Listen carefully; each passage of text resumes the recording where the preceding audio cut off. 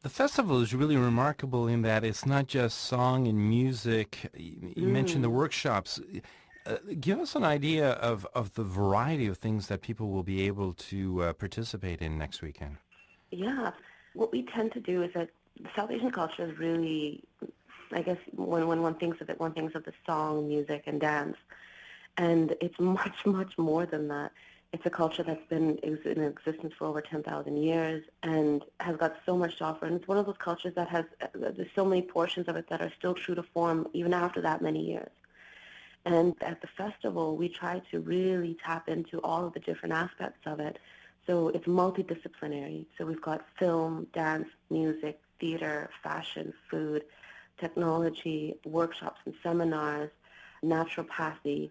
So you really touch into almost everything. You know, you can show up there at 11 o'clock in the morning and be able to hit a yoga session out in the park underneath the sun, first thing fresh in the morning. And then immediately you'll be hit with like this great rock band from Pakistan all of a sudden. And it gets really, really interesting because your regular 4-hour stint, for example, at a festival, you're going to be hit with probably about 4 to 5 different disciplines in that time. And you'll have a chance to walk into the workshops and seminars where you get to hear about what it means to be an artist or what it means to be an up-and-coming young lawyer who wishes to have artistic abilities and to be able to have two different forms of expression. So it gets pretty incredible. Now, I should know this, but the location of the festival is where? It's at the exhibition place, which I guess is commonly known as the CNE grounds, where the Canadian National Exhibition takes place. So that's slightly off of the downtown core of Toronto, but fairly accessible to everybody in the city. Absolutely, absolutely. I mean, everybody comes out there for the CNE. They come out for Chin Picnic. They come out there for the Molson Indie. So it's a fairly accessible, And fairly it's accessible. a very high profile venue. Definitely, definitely. We're right across from the Ontario place as well. It's one of those great locations that has huge, sprawling grounds and loads of space for parking. So there's parking. And in terms of the people who are showing up in the last years, what's the Mhm. percentage of, from what you can see in terms of South Asians and non-South Asians? I think it's a really great mix, actually. We're really, really proud of that, in fact, because it means that it's accessible and people are enjoying it. So we are very comfortable to say a 60-40 split, so 60 South Asian, 40 non. And it's really, really accessible. I mean, I go across, when I just search all of a sudden one day at 2 o'clock in the morning, and I'm trying to see if anybody's saying anything about MMM, and I'll catch, Twitter profiles of people's blog sites that are completely non-South Asian that are saying, hey, I went to this festival and da-da-da-da-da. And that's been happening a lot more recently as well. So it's a great mix, actually. Sounds like you've managed to do what you set out to do, the two of you. I I think so. I think so. I mean, it's a work in process, and we always feel like we can get better and better every year. I mean, the artists that we bring down, we're very proud of them. We've got a wonderful new artist coming in from Bombay named Shibani Kashyap, who's a phenomenal composer, singer, and writer. Has done really lovely work and a very intelligent, bright woman who has got a completely different slant on her music. And she's going to be coming down. She's one of our headliners actually on Saturday night. And I think having a festival like this, we have the opportunity to bring down artists that may not be so well known in the local market yet and give them a platform and say, you know what, we want people to hear you. We think you're amazing.